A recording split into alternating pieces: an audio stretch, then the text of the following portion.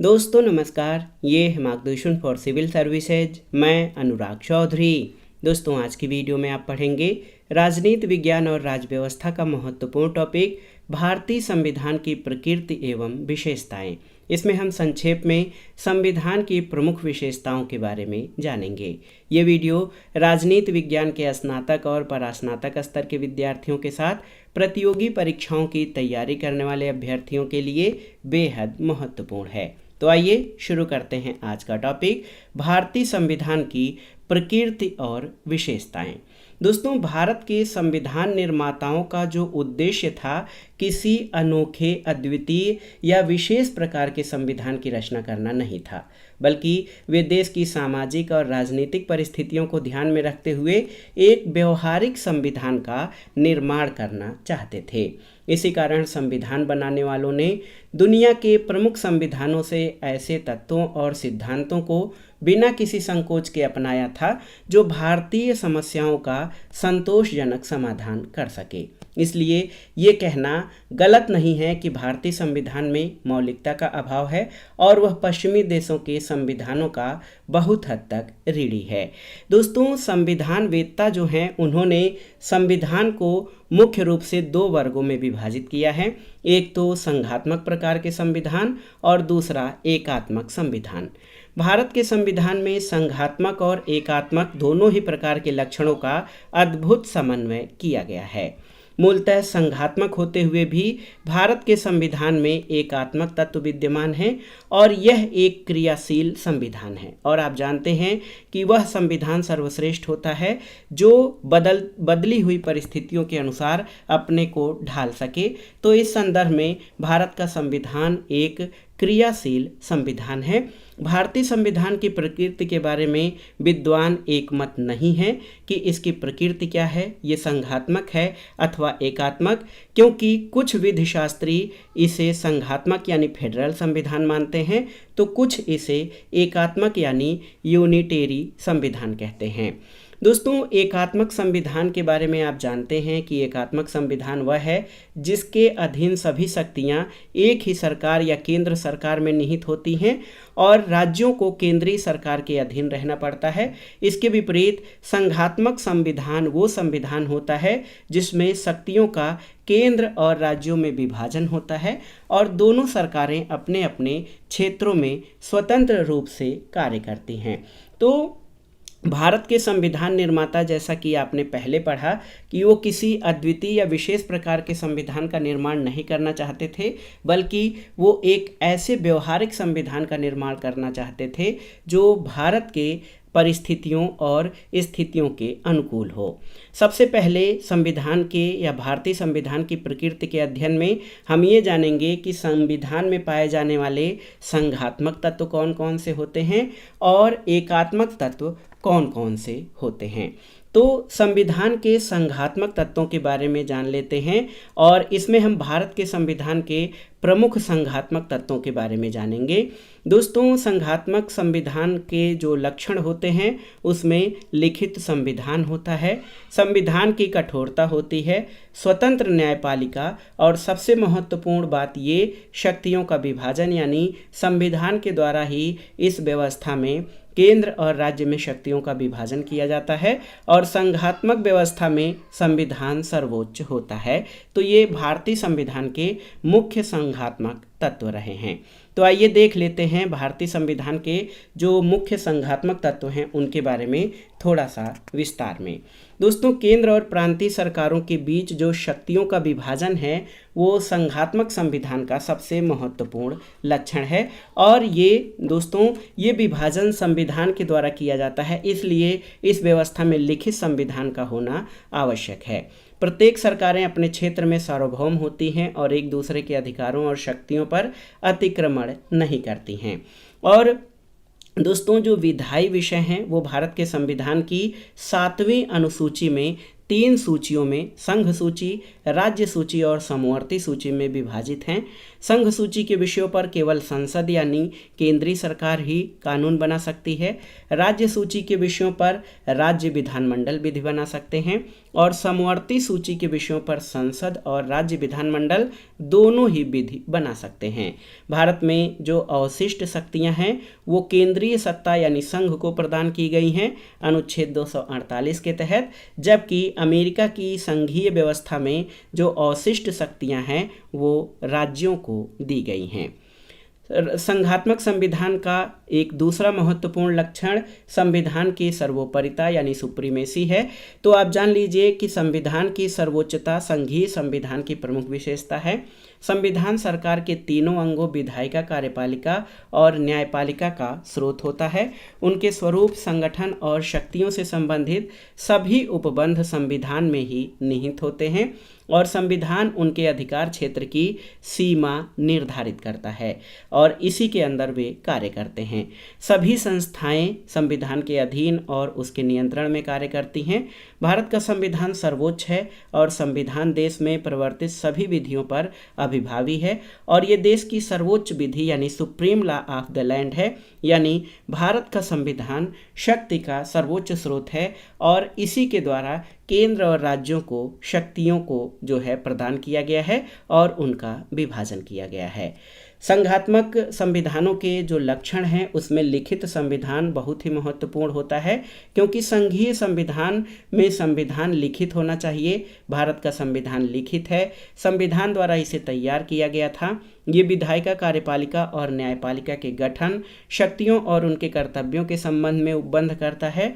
संविधान के लिखित होने से फायदा क्या होता है, तो केंद्रीय और प्रांतीय दोनों सरकारों को अपने अपने अधिकारों और कार्यक्षेत्र के बारे में स्पष्ट रूप से ज्ञान रहता है और एक दूसरे पर विश्वास रखकर कार्य करते हैं और आपसी विवाद होने की संभावना नहीं रहती है। दोस्तों, आप जान लीजिए एक महत्वपूर्ण तथ्य है कि भारत का मूल संविधान प्रेम बिहारी नारायण रायजादा द्वारा अपने हाथ से लिखा गया है। संविधान की कठोरता संघीय संघीय संविधान का दूसरा प्रमुख लक्षण है संघीय शासन व्यवस्था का। तो संविधान कठोर होना चाहिए। संविधान की सर्वोच्चता और शक्तियों के विभाजन को बनाए रखने के लिए ये जरूरी है कि संविधान में बहुत आसानी से संशोधन न किया जा सके। संविधान अंशतः कठोर और अंशतः लचीला है भारत का, और संविधान के अधिकांश उपबंध संसद के 2/3 बहुमत से संशोधित किए जाते हैं। यहाँ तक कि संविधान के जो संघात्मक पक्ष हैं उनसे संबंधित प्रावधानों को संशोधित करने के लिए भी संसद के दोनों सदनों के 2/3 बहुमत के अतिरिक्त आधे से अधिक राज्य विधानसभाओं का रेटिफिकेशन यानी अनुसमर्थन आवश्यक होता है। कुछ उपबंधों को संसद अपने साधारण बहुमत से भी संशोधित कर सकती है, लेकिन जो संघीय व्यवस्था है उसमें संविधान का लिखित और कठोर होना जरूरी होता है। साथ ही स्वतंत्र न्यायपालिका की व्यवस्था संघीय संविधान का एक अन्य महत्वपूर्ण तत्व है। संघीय संविधान में केंद्र और राज्यों के बीच शक्तियों का विभाजन किया जाता है। ये विभाजन लिखित संविधान द्वारा किया जाता है, इसलिए ये भी जरूरी है कि इस शक्ति विभाजन को बनाए रखा जाए ताकि केंद्र और राज्य की सरकारें एक दूसरे के अधिकार क्षेत्र में जाकर कार्य न करें यानी उनका अतिक्रमण न कर सकें। शक्तियों के विभाजन और संविधान के निर्वचन को लेकर संघ और राज्यों में विवाद की प्रबल संभावना रहती है, इसलिए संघीय संविधान में एक स्वतंत्र न्यायपालिका की स्थापना की जाती है ताकि न्यायपालिका केंद्र और राज्यों के बीच विवादों को निपटा सके। तो ये तो थे संघीय संविधान के लक्षण या संविधान के संघात्मक तत्व। इसमें मुख्य रूप से आप जान लीजिए कि इसमें शक्तियों का विभाजन होता है। संविधान के संघात्मक रूप में शक्तियों का विभाजन होता है, लिखित संविधान होता है, संविधान कठोर होता है और स्वतंत्र न्यायपालिका की व्यवस्था होती है। दूसरा जो प्रकार है वो संविधान की एकात्मक स्वरूप होता है। इसमें भारतीय संविधान में संघात्मक व्यवस्था के अलावा कई एकात्मक तत्वों का समावेश किया गया है। इनको जो है हम क्रम में पढ़ेंगे कि भारतीय संविधान के प्रमुख एकात्मक तत्व जो हैं वो कौन कौन से हैं। तो इसमें राज्यपाल की नियुक्ति और पदावधि के लिए राष्ट्रपति के अधिकार हैं। आपात के समय राज्य सूची के विषय पर संसद को विधान बनाने की शक्ति है। नए राज्यों के निर्माण और विद्यमान राज्यों के नाम, क्षेत्र और सीमाओं में परिवर्तन करने का अधिकार संसद के पास है। राष्ट्रीय हित में राज्य सूची के विषयों पर विधि बनाने की संसद की शक्ति। एकल नागरिकता का प्रावधान, आपातकाल के दौरान राष्ट्रपति की शक्तियां, अखिल भारतीय सेवाओं का अखिल भारतीय सेवाओं का प्रावधान, ये सभी जो है भारतीय संविधान के एकात्मक लक्षण हैं। चूँकि आप जानते हैं कि भारत के संविधान में संघात्मक और एकात्मक दोनों ही संविधान के लक्षण विद्यमान हैं, इसलिए भारत का संविधान आदर्श रूप में या सैद्धांतिक रूप में न तो संघात्मक है और न ही एकात्मक है। और भारत का संविधान जो है इस संघ को यूनियन ऑफ स्टेट यानी राज्यों के संघ के रूप में है। यूनियन ऑफ स्टेट है यानी विनाशी राज्यों का अविनाशी संघ है। इसके राज्यों को खत्म किया जा सकता है, उनकी सीमाओं में परिवर्तन किया जा सकता है। दो या दो से अधिक राज्यों को मिलाकर एक राज्य या एक राज्य के एक से अधिक भागों में बांटकर इसका विभाजन किया जा सकता है, लेकिन संघ को नहीं बदला जा सकता है। इसके विपरीत संयुक्त राज्य अमेरिका का संघ फेडरेशन ऑफ स्टेट है। भारत यूनियन ऑफ स्टेट है, लेकिन संयुक्त राज्य अमेरिका का जो संघ है वो फेडरेशन ऑफ स्टेट है यानी अविनाशी राज्यों का विनाशी संघ है। यहाँ पर राज्यों को खत्म नहीं किया जा सकता, जबकि संघ समाप्त हो सकता है। तो इस तरह भारत का संघवाद अमेरिका के संघवाद से अलग है। एक महत्वपूर्ण विचारक हैं professor KC. Wear. KC. Wear भारतीय संविधान के बारे में कहते हैं कि भारतीय संविधान एक अर्ध संघीय यानी क्वासी फेडरल कॉन्स्टिट्यूशन है। सर आइवर जेनिंग्स के अनुसार भारतीय संविधान एक ऐसा परिसंघ निर्मित करता है जिसमें केंद्रीकरण की प्रबल प्रवृत्ति पाई जाती है। के संथानम ने भारतीय संघ को पैरामाउंट फेडरेशन या परम संघ कहा है और ऑस्टिन के अनुसार भारतीय संविधान एक सहकारी परिसंघीय संविधान है। और संविधान शिल्पी डॉक्टर अंबेडकर के अनुसार संविधान के उन उपबंधों के बावजूद जिनके अधीन केंद्र को राज्यों पर अभिभावी होने की शक्ति प्राप्त है, हमारा संविधान एक संघात्मक संविधान है। समय और परिस्थितियों के मांग के अनुसार भारतीय संविधान संघात्मक या एकात्मक हो सकता है और सामान्य समय में इसका स्वरूप संघात्मक रहता है, लेकिन आपातकाल में ये एकात्मक हो जाता है। और एक महत्वपूर्ण वाद रहा है एस.आर. बोम्मई बनाम भारत संघवाद 1994 में जो है, इसमें उच्चतम न्यायालय ने ये अभिनिर्धारित किया है कि भारतीय संविधान एक परिसंघीय संविधान है। तो हमने भारतीय संविधान की प्रकृति के बारे में जान लिया कि भारत का संविधान न तो पूरी तरह संघीय है न ही एकात्मक है, बल्कि ये समय और परिस्थितियों के अनुसार संघात्मक या एकात्मक हो सकता है। अब आइए भारतीय संविधान की प्रमुख विशेषताओं के बारे में जान लेते हैं, जो कि इस टॉपिक का सबसे महत्वपूर्ण बिंदु है। दोस्तों, भारत में संविधान सर्वोच्च है। इसमें विश्व के विभिन्न संविधानों के श्रेष्ठ पक्षों का समावेश किया गया है और इसका परिणाम ये हुआ है कि भारत का संविधान दुनिया का विशालतम लिखित संविधान बन गया है और समय समय पर इसमें संशोधन भी किए जाते हैं, जिसके कारण इसके आकार में और भी वृद्धि हो गई है। आइए जान लेते हैं भारतीय संविधान की प्रमुख विशेषताएं कौन कौन सी हैं। पहले हम पॉइंट वाइज इसको देख लेते हैं, उसके बाद हम इसके बारे में थोड़ा थोड़ा जानेंगे। तो सबसे बड़ी चीज़ ये है कि ये भारत का संविधान विश्व का विशालतम संविधान है। प्रभुत्व संपन्न समाजवादी पंथनिरपेक्ष लोकतंत्रात्मक गणराज्य की स्थापना का लक्ष्य रखता है। भारत में संसदीय शासन व्यवस्था को अपनाया गया है और नम्यता और अनम्यता यानी लचीलेपन और कठोरता का अद्भुत समन्वय इसमें किया गया है। मूल अधिकारों की व्यवस्था है। राज्य के नीति निर्देशक तत्वों का समावेश संविधान में किया गया है और केंद्रोन्मुखी संविधान है। एकीकृत और स्वतंत्र न्यायपालिका की व्यवस्था है। भारतीय संविधान जो है एकल नागरिकता का प्रावधान करता है। वयस्क मताधिकार की व्यवस्था है। नागरिकों के मूल कर्तव्यों का समावेश है और न्यायिक पुनर्विलोकन की जो शक्ति है वो भारतीय संविधान की प्रमुख विशेषताओं में शामिल है। सबसे पहले आइए जानते हैं भारतीय संविधान के विशालतम संविधान होने के बारे में। दोस्तों, सर आइवर जेनिंग्स ने भारत के संविधान को विश्व का सबसे बड़ा और विस्तृत संविधान कहा है। मूल संविधान 22 भाग 8 अनुसूचियों में विभाजित था और भारतीय संविधान में कुल 395 अनुच्छेद हैं।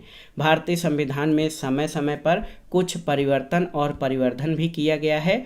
वर्तमान में इसमें 25 भाग और 12 अनुसूचियां हो गई हैं। अनुच्छेदों की संख्या उतनी ही है, लेकिन ABCD करके कई अनुच्छेद इसमें बढ़ गए हैं, इसके उपभाग बढ़ गए हैं।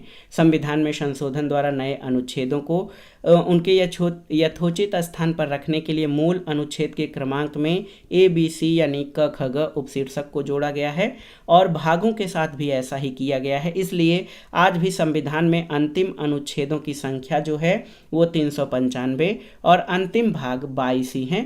और पिछले 73 वर्षों में भारतीय संविधान में 105 संशोधन हो चुके हैं। आप जान लीजिए, इन संशोधनों के कारण इसके आकार और विस्तार में वृद्धि हो गई है। और आइवर जेनिंग्स ने भारतीय संविधान की विशालता को उसका दुर्गुण माना है और उसे वकीलों का स्वर्ग कहा है, क्योंकि वकील लोग अपनी सुविधा के अनुसार भारतीय संविधान को तोड़ मरोड़ कर उसकी व्याख्या करते हैं। दोस्तों, भारतीय संविधान की दूसरी प्रमुख विशेषता है संपूर्ण प्रभुत्व संपन्न समाजवादी पंथ निरपेक्ष लोकतंत्रात्मक गणराज्य की स्थापना का लक्ष्य। भारत के संविधान की प्रस्तावना या उद्देशिका के अनुसार संविधान का उद्देश्य भारत में प्रभुत्व संपन्न समाजवादी पंथ निरपेक्ष लोकतंत्रात्मक गणराज्य की स्थापना करना है। प्रस्तावना संविधान निर्माताओं के मस्तिष्क को खोलने की कुंजी है और इसमें भारतवासियों के पवित्र संकल्प का संकलन है। और प्रस्तावना के जो कुछ महत्वपूर्ण शब्द हैं उनके बारे में जानते हैं।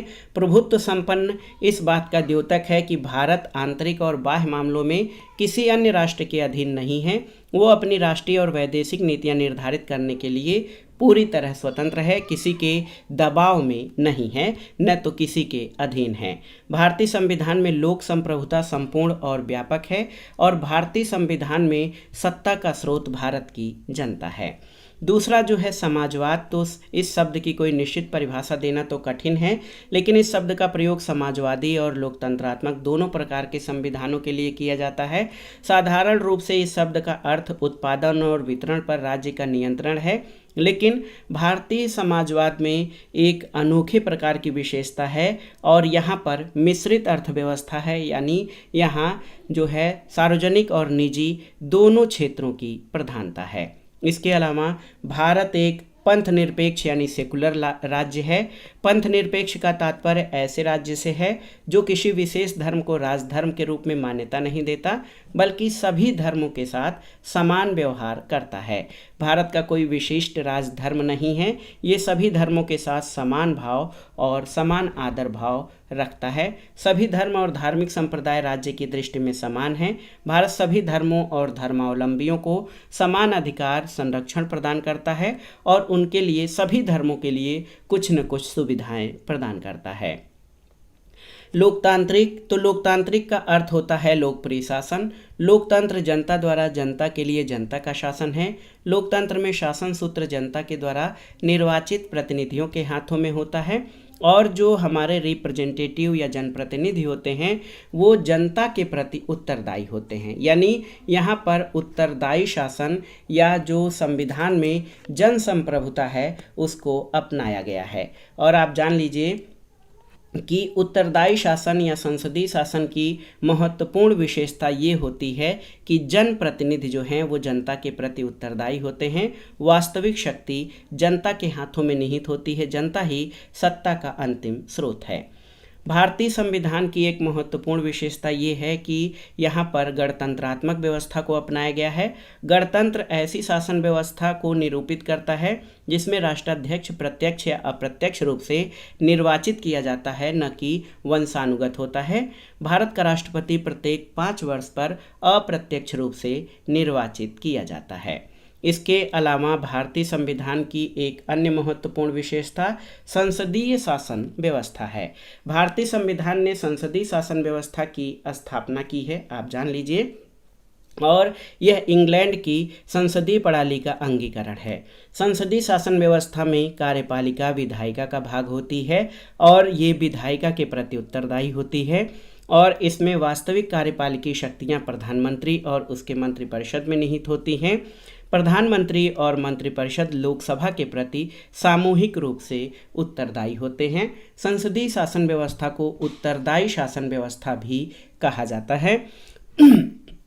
दोस्तों, संविधान बनाने वालों के सामने एक ओर इंग्लैंड की संसदीय शासन प्रणाली थी, दूसरी ओर अमेरिका की अध्यक्षात्मक पद्धति, लेकिन भारत ने अपने समय और परिस्थितियों के अनुसार संसदीय शासन व्यवस्था को स्वीकार किया है। भारतीय संविधान की एक अन्य महत्वपूर्ण विशेषता नम्यता और अनम्यता का अद्भुत समन्वय है। तो संशोधन की दृष्टि से संविधान दो प्रकार के होते हैं, लचीले यानी नरम और कठोर। नम्य संविधान या लचीला संविधान वो है जिसमें संशोधन करना सरल होता है। अनम्य या कठोर संविधान वो है जिसमें संशोधन करने का तरीका कठिन और जटिल होता है। भारत का संविधान मध्यमार्गी है। इसमें संशोधन करना न तो बहुत कठिन है न बहुत आसान। वास्तव में एक संघात्मक संविधान होते हुए भी ये काफ़ी नम्य है। भारत के संविधान में केवल कुछ अनुच्छेदों में ही संशोधन करना कठिन है और ये अनुच्छेद संविधान के संघात्मक पक्ष से संबंधित हैं। इसके अलावा मूल अधिकारों की व्यवस्था भारतीय संविधान की एक अन्य महत्वपूर्ण विशेषता है। भारतीय संविधान नागरिकों के मूल अधिकारों की व्यवस्था करता है। संविधान के भाग 3 में अनुच्छेद 12 से 35 तक मूल अधिकार जो है दिए गए हैं और जेनिंग्स का ये कहना कि भारतीय संविधान मूलतः एक व्यक्तिवादी प्रलेख है। इसमें नागरिकों को मूल अधिकार दिए गए हैं। भाग 3 को भारत का मैग्ना कार्टा कहा जाता है। ये भाग अमेरिका के संविधान से प्रेरित है। भाग 3 के अधीन अधिकांश मूल अधिकार सभी व्यक्तियों को प्राप्त हैं। कुछ मूल अधिकार केवल नागरिकों को ही प्राप्त हैं और आप जान लीजिए कि मूल अधिकार राज्य की विधायी और कार्यपालिका शक्ति पर रिस्ट्रिक्शन या निर्बंधन होते हैं। मूल अधिकार न्यायालय द्वारा इन्फोर्सेबल यानी प्रवर्तनीय होते हैं और उच्चतम न्यायालय तथा उच्च न्यायालय इन्हें प्रवर्तित कर सकते हैं। इसके लिए वे समुचित आदेश, निर्देश और लेख जारी करते हैं। मूल अधिकार आत्यंतिक यानी एब्सोल्यूट अधिकार नहीं है। इन अधिकारों पर सार्वजनिक हित में युक्त निर्बंधन यानी कुछ इस पर बंधन लगाए जा सकते हैं।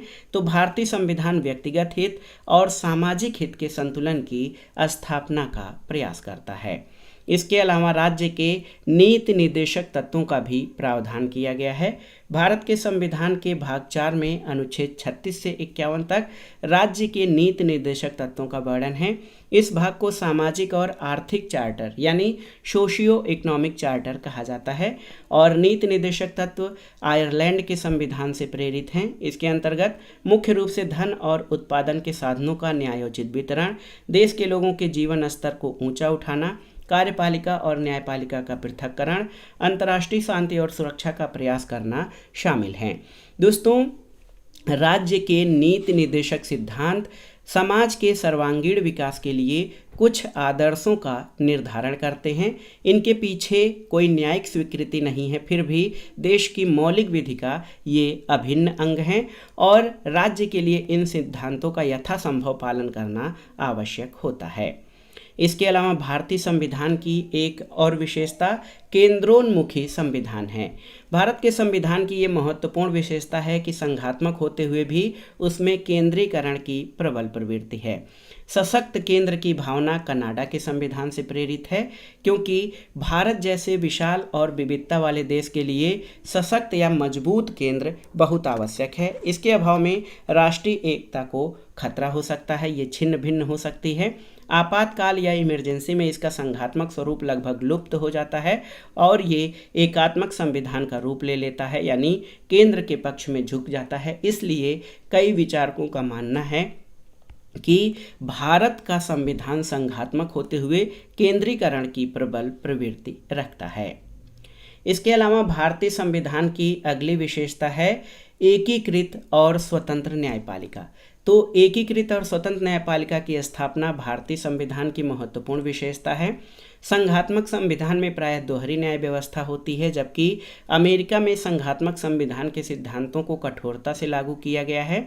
वहाँ दोहरी न्याय प्रणाली की स्थापना की गई है, एक संघ की और दूसरे राज्यों की। इसके विपरीत भारत के संविधान में संघात्मक होते हुए भी पूरे देश में एक न्याय प्रणाली की व्यवस्था है। उच्चतम न्यायालय शिखर पर विद्यमान है, उसके नीचे उच्च न्यायालय और अधीनस्थ न्यायालय आते हैं और उच्चतम न्यायालय यानी सुप्रीम कोर्ट का निर्णय जो है वो सभी संविधानों पर या सभी न्यायालयों के ऊपर बाध्यकारी है। इसे पुनर्विलोकन की व्यापक शक्तियां प्राप्त हैं। ये नागरिकों के मूल अधिकारों का संरक्षक है और भारत का उच्चतम न्यायालय संविधान का अंतिम निर्वचनकर्ता यानी फाइनल इंटरप्रेटेटर है। भारतीय संविधान की अगली महत्वपूर्ण विशेषता एकल नागरिकता का प्रावधान है। दोस्तों, भारत में संघात्मक व्यवस्था होते हुए भी यहाँ पर संघ शासन और राज्य शासन सह अस्तित्व में है। संघात्मक संविधान में सामान्यतः दोहरी नागरिकता होती है। ये एक संघ की और दूसरी राज्यों की नागरिकता। दोनों प्रकार के नागरिकों के अधिकार और कर्तव्य भिन्न भिन्न होते हैं। जैसे कि अमेरिका में दोहरी नागरिकता की व्यवस्था है, राज्यों की अलग, केंद्र की अलग। लेकिन भारत में दोहरी राज व्यवस्था या डुअल पॉलिटी के बावजूद सिंगल सिटीजनशिप यानी एकल नागरिकता का प्रावधान है। प्रत्येक भारतीय जो है वो भारत का नागरिक है, न कि किसी राज्य का। एकल नागरिकता राष्ट्रीयता की भावना को बलवती बनाती है और ये क्षेत्रवाद और संकीर्ण दृष्टिकोण को हतोत्साहित करती है। भारतीय संविधान की एक और विशेषता है वयस्क मताधिकार यानी सार्वभौमिक वयस्क मताधिकार का प्रावधान। दोस्तों, आप जान लीजिए कि देश का शासन जनता के चुने हुए प्रतिनिधियों के द्वारा किया जाता है। इस उद्देश्य की पूर्ति के लिए संविधान प्रत्येक वयस्क को मताधिकार का अधिकार देता है। 18 वर्ष की आयु पूर्ण कर चुका प्रत्येक नागरिक मत देने का अधिकार रखता है। वो अपने प्रतिनिधियों को देश का शासन चलाने के लिए संसद और राज्य विधानमंडलों में भेजता है। अंग्रेजों के समय में प्रचलित सांप्रदायिक मताधिकार की प्रणाली को समाप्त करके हमारा संविधान बिना किसी भेदभाव के सभी वयस्कों को मत देने का अधिकार प्रदान करता है। अगली विशेषता है कि मूल कर्तव्यों का समावेश। भारतीय संविधान में मूल कर्तव्यों का प्रावधान मूल रूप में नहीं था। 42वें संविधान संशोधन अधिनियम 1976 के द्वारा संविधान में एक नया भाग 4 का जोड़कर नागरिकों के 10 मूल कर्तव्यों को समावेश किया गया। इस भाग में केवल एक अनुच्छेद 51 का है। ये पूर्व सोवियत संघ के संविधान से प्रेरित हैं और 86वें संविधान संशोधन अधिनियम 2002 के द्वारा एक उप अनुच्छेद 51A के जोड़ा गया। इस उप अनुच्छेद द्वारा माता पिता या संरक्षक पर 6 से 14 वर्ष तक के बच्चे को शिक्षा का अवसर प्रदान करने का मूल कर्तव्य आरोपित किया गया है और इस संशोधन के बाद मूल कर्तव्यों की कुल संख्या 11 हो गई है। इसके अलावा भारतीय संविधान की एक और महत्वपूर्ण विशेषता न्यायिक पुनर्विलोकन की शक्ति है। आप जान लीजिए कि न्यायिक पुनर्विलोकन की शक्ति न्यायालयों की वह शक्ति है जिसके अंतर्गत वे विधायिका द्वारा पारित किसी अधिनियम की संवैधानिकता की जांच करते हैं और न्यायालय किसी विधि को प्रवर्तित करने से इनकार कर सकते हैं जो संविधान के उपबंधों से अलग हैं या असंगत हैं। भारतीय संविधान के अंतर्गत जुडिशियल रिव्यू या न्यायिक पुनर्विलोकन की शक्ति उच्चतम न्यायालय और उच्च न्यायालयों को प्राप्त है और अपनी इस शक्ति के अधीन उच्च न्यायालय और उच्चतम न्यायालय विधायिका द्वारा पारित किसी ऐसे अधिनियम को असंवैधानिक घोषित कर सकते हैं जो संविधान के किसी उपबंध से असंगत हों। तो न्यायिक पुनर्विलोकन की शक्ति जो है एक प्रकार से कार्यपालिका पर या उसके असंगत आदेशों नियमों के ऊपर प्रतिबंध हैं। साथ ही साथ अगर सर्वोच्च न्यायालय या उच्च न्यायालय से किसी न्यायिक व्याख्या में कोई गड़बड़ी हो गई है तो उसको भी संशोधन किया जा सकता है न्यायालयों की न्यायिक पुनर्विलोकन शक्ति के आधार पर। तो दोस्तों, ये था आज का वीडियो। इसमें आपने भारतीय संविधान की प्रकृति और प्रमुख विशेषताओं के बारे में जाना है। भारतीय संविधान एक अद्वितीय संविधान है जिसमें कई प्रकार के संविधानों का जो है उसके मुख्य तत्वों का, श्रेष्ठ तत्वों का समावेश किया गया है। इस प्रकार से इसमें कई विदेशी तत्वों का समावेश है, लेकिन भारतीय संविधान उधार का थैला होने के बावजूद अपनी समय और परिस्थितियों के अनुरूप एक व्यवहारिक जो है संविधान का उदाहरण प्रस्तुत करता है।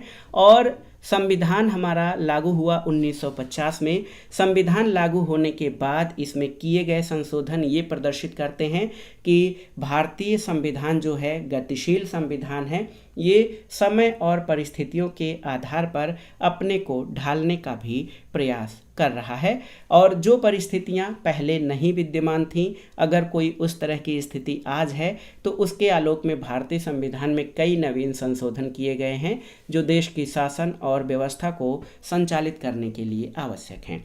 तो इस प्रकार से भारतीय संविधान एक जीवंत दस्तावेज और अभिलेख है जो राज्य सरकार, शासन और नागरिकों की ज़रूरतों को रखते हुए अपने आप को परिवर्तनशील और एक प्रकार से स्थिर बनाए हुआ है, क्योंकि इसकी जो मूल ढांचा है, मूल संरचना है, उसमें कोई परिवर्तन किए बिना भारत का संविधान निरंतर रूप से कार्यशील है। तो ये था आज का वीडियो आपको कैसा लगा हमें कमेंट बॉक्स में ज़रूर बताइएगा। वीडियो को लाइक करें, शेयर करें और इस चैनल मार्गदर्शन फॉर सिविल सर्विसेज को सब्सक्राइब करें। वीडियो देखने के लिए धन्यवाद दोस्तों, नमस्कार।